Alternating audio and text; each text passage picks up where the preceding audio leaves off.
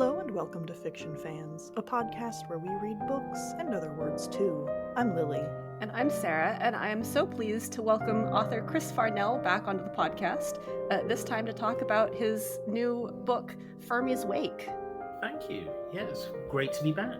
Absolutely cannot wait to talk about this wonderful, I think, Sarah, you said it's a collection of novellas is the official... I mean, you should defer to Chris on this, not me. I really should come up with a neat way to... Yeah, I think sequence of novellas is what I tend to go with, but yeah, really ought to come up with a word for it. And to clarify for listeners, I believe, and Chris, you can correct me if I'm wrong, but I believe that Fermi's Wake as a whole collection or sequence is not out. The first two novellas are available, and the third one is going to be out shortly after this episode is released. So, yeah, that's right. We're going out. What day is this going out again? I believe that this episode is coming out on the 26th, February 26th. Ah, brilliant. Then yes, 2 days. In 2 days it'll be out. All right, a fun little sneak peek for listeners then. But first, before we get distracted, what's something good that happened recently? Sarah, want to kick us off? Yes, so I attended Gallifrey 1, which is a Doctor Who convention in LA. I had a great time. I was very sad when they announced that the con is going to be ending in 2028, but it was still, it's a wonderful convention. And it's been running this was the 35th galley. So I'm not surprised that the organizers want to take a break. My good thing is that I bought a belt. I will spare you guys the 2.5-month drama that was me trying to acquire a belt. But I finally did it. So that saga is over and I can have a belt. So that's good. Congratulations. Thank you. Excellent. This week, Norwich had its science festival.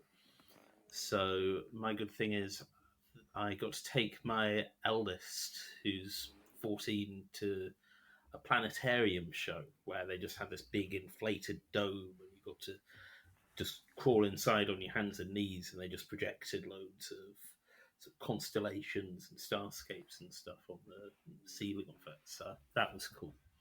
That sounds really fun. Yeah, no, it was. I don't know how much they enjoyed it, but I had an absolute treat. Wonderful. What is everyone drinking today? I have a jasmine green tea. I had a really boring answer the last time, so I've done better this time. This time, I'm drinking an Erlenmeyer flask of health potion that I found in a tomb. Oh, wonderful. I was going to drink tea, except, in honor of Gordon, I had to have coffee. It's kind of required. So this is the dregs at the bottom of the pot because it is afternoon here now, but still better than some of the things she had to drink. Yeah, that writing alien coffee substitutes was one of the fun bits for this one. Did you have a whole list of substitutes that didn't make it in, or did all of your substitutes show up? They all made it in, but there was quite a bit of just sort of workshopping different combinations or names or ideas for things that might go in there. Yeah, I've got a friend who's a scientist who I asked about various bits of it, and I think it was them who came up with the idea. I think one of the solutions does involve coffee beans with a bit of human DNA in. Yeah. Yes. I think so. That was, his idea. Just putting that one on him and... Yeah, absolutely. Nothing to do with me. Well, as a book podcast, has anyone read anything good lately? Today, I just finished reading The Wild Robot Protects by Peter Brown with my daughter, and it's her first time getting to the end of a book trilogy. She's 5, and she's been obsessed with these books, so it was just brilliant finally reaching the end of that and seeing her just really psyched out for it. Awesome. I'm still reading Salt, Fat, Acid, Heat, the sort of cooking theory book. I finished the section on salt and then went out and bought 2 different kinds of salt, and now all of my food has fun, weird salt in it, and it's great. I have not been doing much reading aside from the very enjoyable Fermi's Wake because I was at a Doctor Who convention and going to panels, and reading the program booklet probably doesn't count as an answer. No. But you did read Fermi's Wake, so let's talk about that. Yes. First of all, thank you for catching me up, because I did remember the main concept of the first novel, but I did not remember the specifics. And so going through the first part of this book, and I had a lot of, oh yeah, moments. It was weird starting the new cycle, because it usually when you start a new book, it does feel like you are having to relearn the entire book writing practice from scratch. So starting something, I think a few months to a year since I'd been writing first draft Fermi, so starting it was strange because so much of the work you normally have to do was done, but you also had to try and get back into that sort of rhythm with the characters and the setting again. So this story is kind of effectively being told on 3 different scales. Like there's the individual novella, there's the collection as a novel, and then there's also the series as a whole. How do you manage pacing for that kind of storytelling? Well, I think from the start I've tried to make sure that each novella is a unit and can function as a unit. That if you just read the novella in isolation, you will have a story that has a beginning and a middle and an end. And so that is the main thing that you have to keep the pace for. But there is a sort of trajectory for the entire series that has been more or less in place since I started writing. I've forgotten the name of the first Fermi novella, Dyson Sphere, way back when. There's been a sort of arc shape in mind. And then for this one, I had all these individual story ideas. I had to work out which ones were going to fit into this sequence. And I had to position them so that each one would be different enough from the others that they would feel like 4 distinct things, while at the same time I wanted to make sure that they were 4 stories that would hang together in a way that would feel like a complete thing. Because from the start with Fermi, I didn't want to get into that thing of making people feel like they had bought part of a thing, whether they bought one novella or one set of novellas. I wanted to make sure, however far into Fermi you got, you felt you had a complete thing, that you weren't being short-sold something. I mean, and I definitely felt that each story worked individually, but also that it does work as a sequence or a collection. So I think you were quite successful in that. Yeah, and of course with Fermi's, with Graveyard Orbit, which is going to be coming out next, I then had to bring it down another scale. Yes. I will say I think Graveyard Orbit is my favorite of the 4 novellas in this sequence. I'm not going to talk about it too much yet because spoilers, but I absolutely loved it. But again, then you had to do it in miniature. You were doing, because you had the sort of narratives within narratives again, and each one of those had to feel like its own thing. And speaking of narratives within narratives, the first novella in this collection features our characters playing a D&D session as part of a, I was going to say psychic situation and not get too deep into the specifics there, but we are obligated to ask, do you play tabletop role-playing games? I mean, as much as anyone who plays tabletop role-playing games, whenever you can get 4 or 5 people in their 30s and 40s to agree on a place and time and date, then yes, I do. Yeah. So, do you have a preferred character that you like to play as? I tend to go for, honestly, characters who are far too genre savvy for their own good. I'm the annoying player who tries to meta things and understand the tropes that we're playing into and try and work around them. If possible, blanking things long enough to not actually have to roll a dice. So that tends to be, the character I play. That said, there's a game I've been playing, Heart by Rorock and Deckard, which is sort of very dark, gothic, dungeon crawling type game. I played a character who I basically just decided to do as Adam West's Batman. And it is so liberating playing it's like writing Samson in a lot of ways. Just playing someone who is straight up heroic. Because in any situation, rather than having to work out the angles, try and scheme or plot, you just go, okay, what is the most heroic thing to do?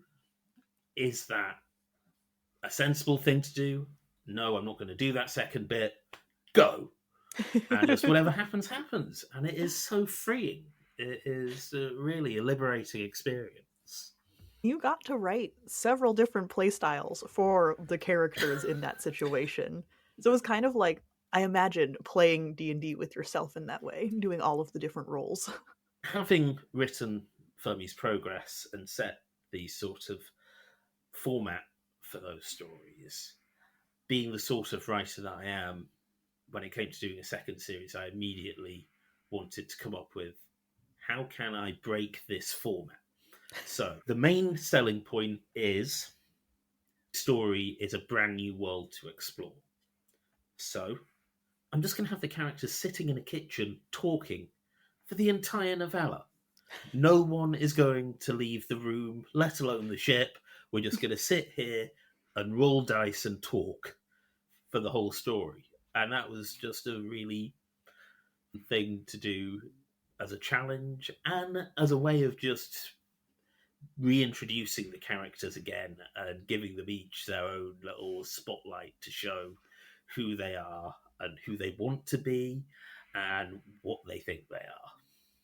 So you have kind of just touched on this a little bit, but you really do play with format a lot in this collection or the sequence. The first novel, like we've just talked about, is a D&D story, or the characters are all playing D&D. Graveyard Orbit, which is the third one, has this framework of the characters telling a short story.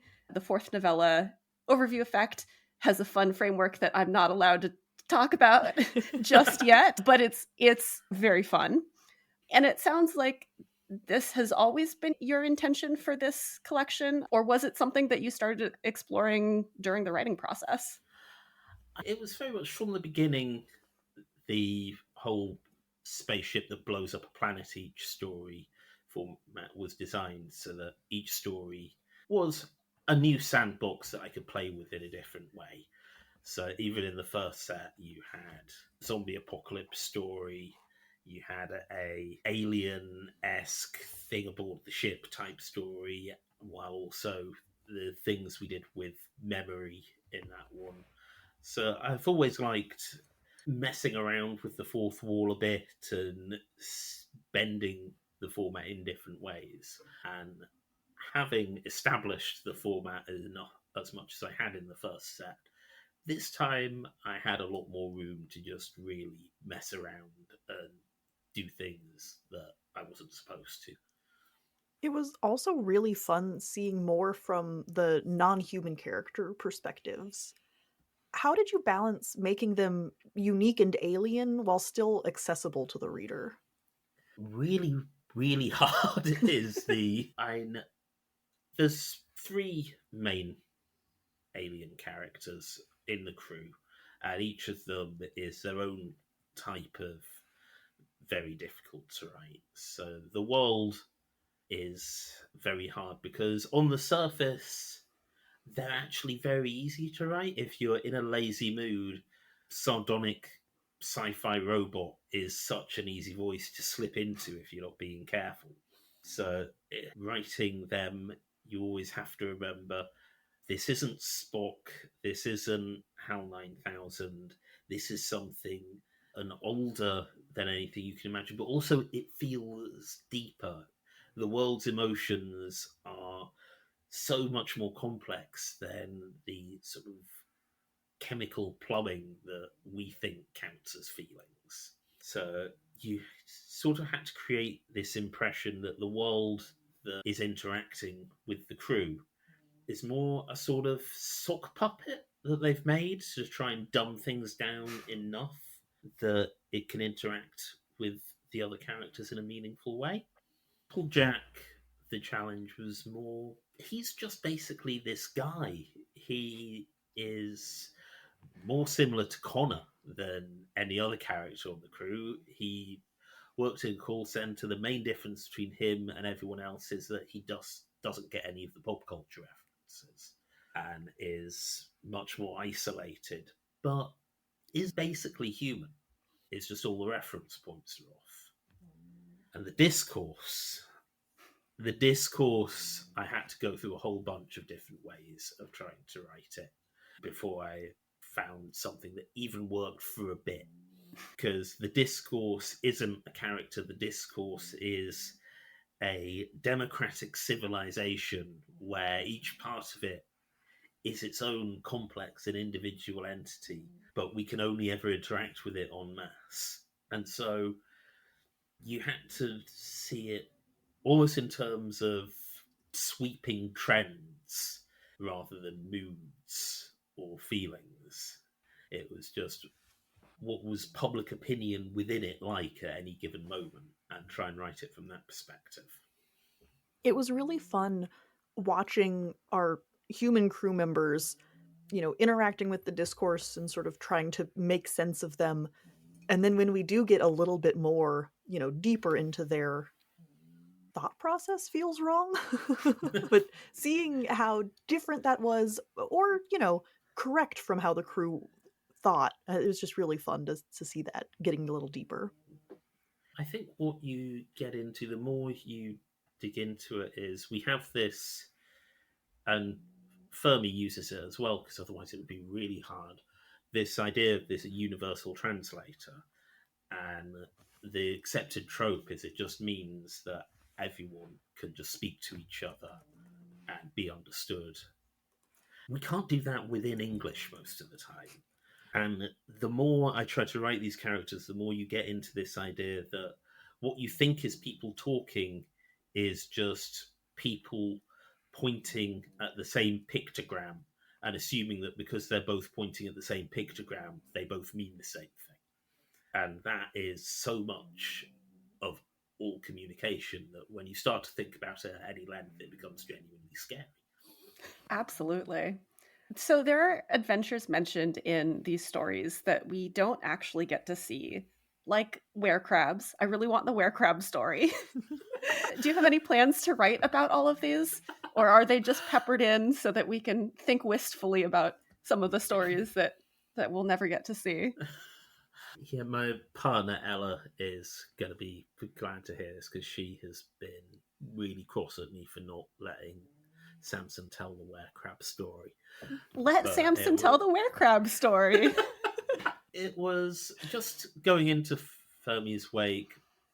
Very early on, I just decided that carcinization, the evolution of things into a crab shape, is a universal phenomenon. If you go to most planets, you won't find something that looks like a human with a bumpy forehead. You'll find something that looks like a talking crab with a bumpy forehead. And it is so common that it is basically another Tuesday for the Fermi crew. And so we don't actually ever need to have a story about crab aliens, ever. All the crab people adventures, they happen off screen. They're just not interesting enough. A tragedy. I want the crab alien stories. But also part of it, and there are some gaps that might get filled in later, but I wanted to, particularly with this one, have that feeling that this is their job by now. Their routine is come to an alien planet, land on an alien planet, and then what happens. And for the sense that they were experienced in that at this point. So very much wanted to feel like there have been loads of planets and adventures that we haven't seen and won't get to see or will only ever see or hear about in passing. Yeah, there's definitely a sense of time having passed, I think, between this sequence and the first sequence. There is, of course, a spreadsheet that I'm keeping track of how many days they are and how many planets they have hit. So there are gaps, but I know where all of the gaps are and how many planets there have been so far. So hopefully, if anyone ever does go looking, actually all fit together. Well, usually before we move on to the spoiler section, we would talk about who should read this book. But really, if you read the first one, although earlier you did mention writing each novella so that it stands alone. And I was wondering, well, having really enjoyed both of these, my answer is yeah, start from the beginning. But maybe someone who's short on time, would you recommend, like, is there a novella that someone could just start at? I've tried to keep everything as self-contained. I think probably if you wanted to skip progress, you could start with D and Deception in Fermi's Wake. I think probably each set of 4 is a self-enclosed thing, or at least a self-enclosed thing that includes enough backstory explanation that you won't get too lost if you start there. I designed this whole thing to be a way of telling small self-contained stories. When you do it over any length of time, it is amazing just how quickly the history, the details start to build up, even if you kill 99% of your characters every 30,000 words or so. This episode of Fiction Fans is brought to you by Fiction Fans. That's us. We really appreciate our patrons because otherwise we fund this podcast entirely ourselves. Patrons can find weekly bonus content, monthly exclusive episodes, and they have free access to our biannual zine, Solsticia. You can find all of that and more at patreon.com/fictionfanspod. Thank you for all of your support. The remainder of this episode contains spoilers. So, we get some great continuation of character growth in this sequence. A particular favorite of ours was the relationship between Samson and Connor and sort of how that reflects their changing characters. But we also have Gordon's consistency, I'll say. There was some debate over whether she had changed by the end of this book, or if she was still motivated by her ego. Care to settle that debate? I mean, being motivated by an ego is great because you can turn that ego around to do so many different things. I think that the Gordon at the beginning of Fermi, before she's blown up the planet and all of that, sees herself as a visionary and a savior who is the only one who has that kind of ruthless pragmatism necessary to get things done. I think she might perceive herself differently over the course of these stories, but I still think that a lot of that description holds true. And I think but at the same time, I think when people change, you often don't realize the change is happening while you're in the middle of it. And usually when we change, it is by taking this whole entirely new thing and just sort of managing to insert it into ourselves in a way where we can convince ourselves that was there the entire time. So I'm just as curious as you are, to be honest. Well, and despite that, and despite her being a sort of, what's a nice way to put it? Oh no, what's a nice way to put it? Her character reminds me of some CEOs on Earth. Well, I think last time we talked about how there were elements of the plot that, because of the way the political context had changed between me beginning and ending writing it, I had to redraft things and edit things to go slightly harder and more explicit on certain things in the story. Billionaire space tech moguls. That is a whole area that's undergone a lot since Fermi's Progress came out. Yeah. Just a little bit. So I think I had to differentiate Gordon a lot from characters she might be associated with in the real world. And also, frankly, I was a bit harsher on her as well. She's still got a journey, she is still evolving and changing, but also I did want to be absolutely clear. She is not Tony Stark. There's no such thing as a benevolent billionaire. If someone has got to the position where they are doing these things, they made some choices along the way that got them there. And yet, I would still take her over some of the billionaires that we have. I think last time I said that Gordon would die of embarrassment if she suspected she was based on Elon Musk, and that has only got worse in the meantime. It's a minor thing, but as someone reading this book in the United States in 2025, it was actually very enjoyable how the rest of the crew just gave her no mercy. They did not let her hide behind a veneer of benevolence at any point. And that was nice. Yeah, I appreciated that. I appreciated that she is very clearly not a good person.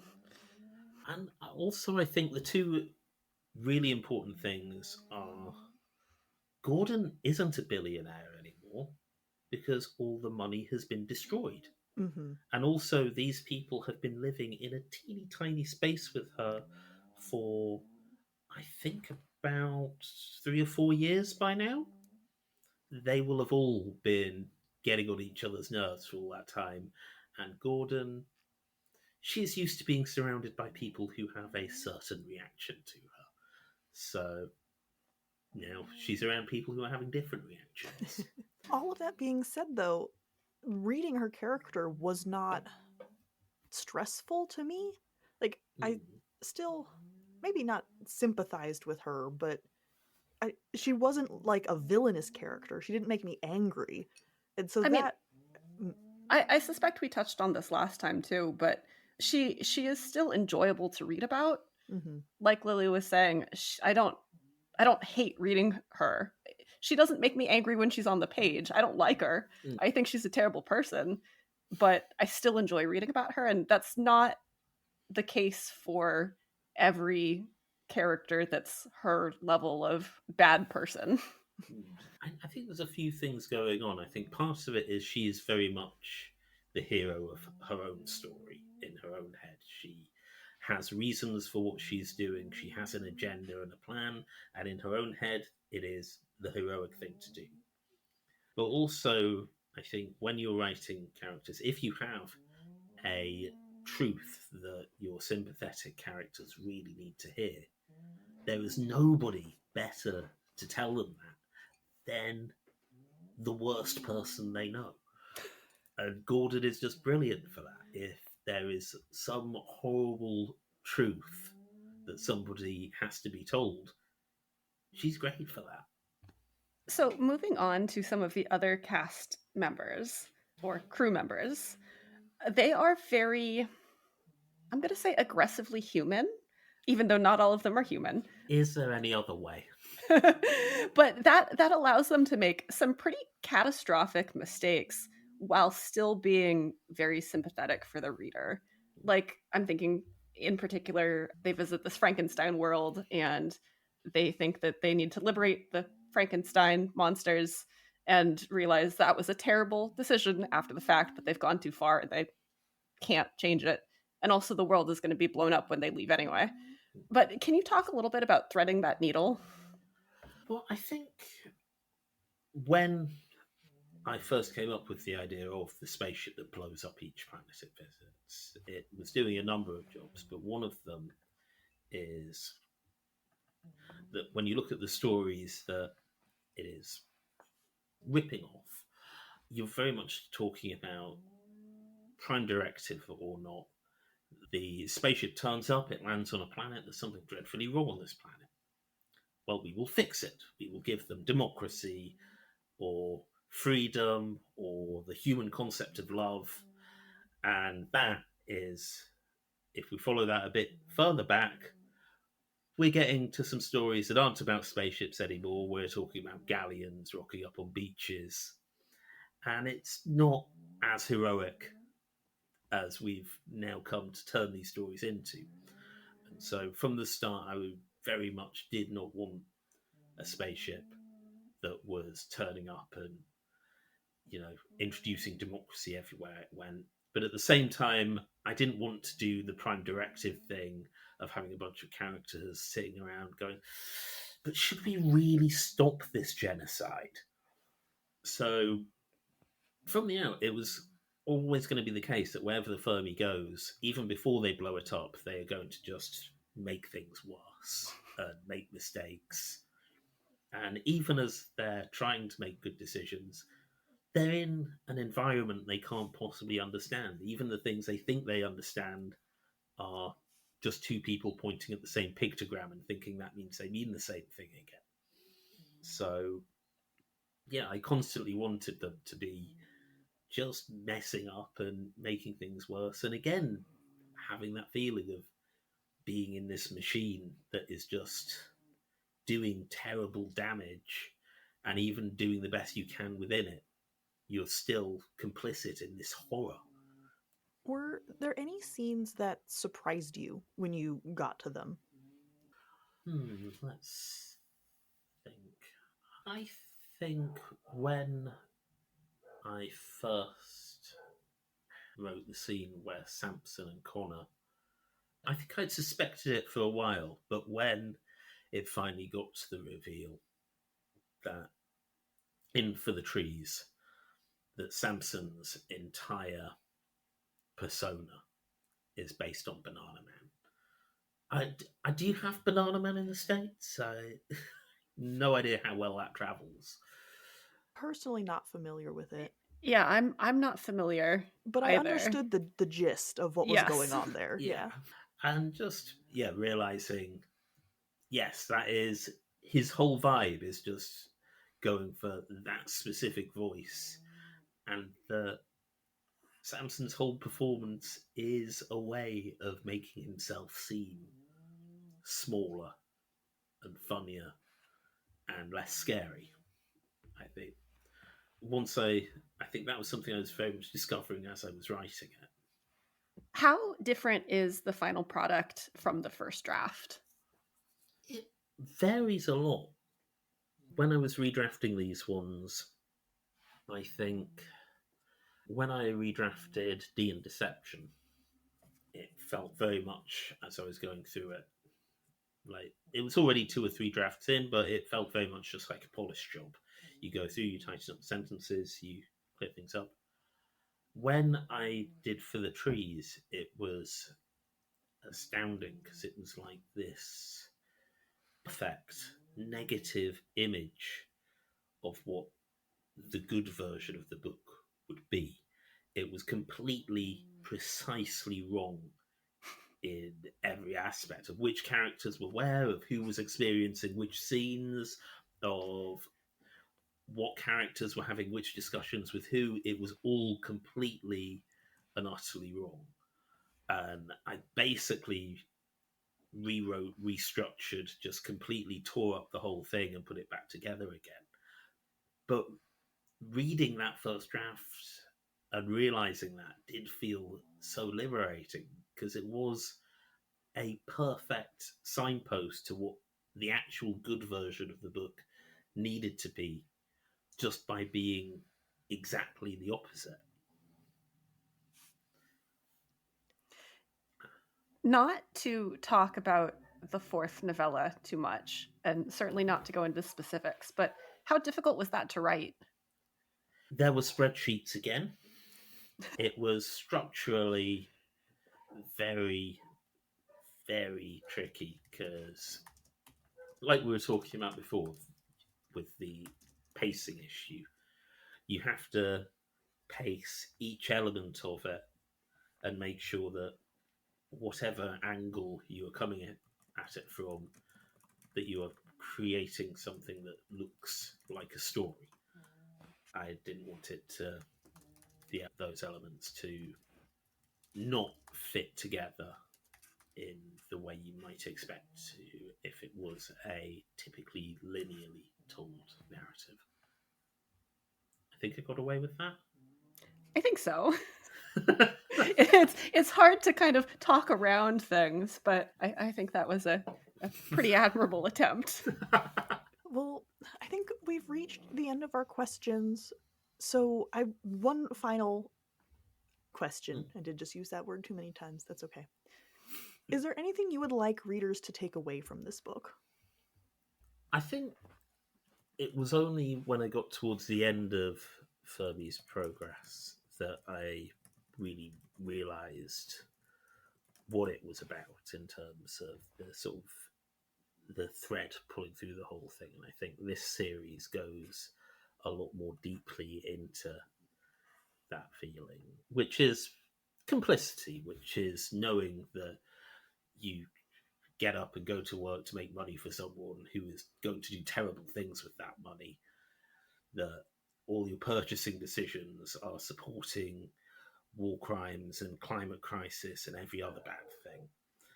And I very much wanted to lean into that and not provide the very easy stand up and resist answer, because it's so easy to do that when you're writing a story, and not a thing that we can or that is easy to do in real life. And so with this sequence, with Fermi's Wake, it is very much about trying to capture that feeling of trying to do good within systems that are pushing you to do bad at every single turn. Well, Chris, thank you so much for coming on. We really appreciate it.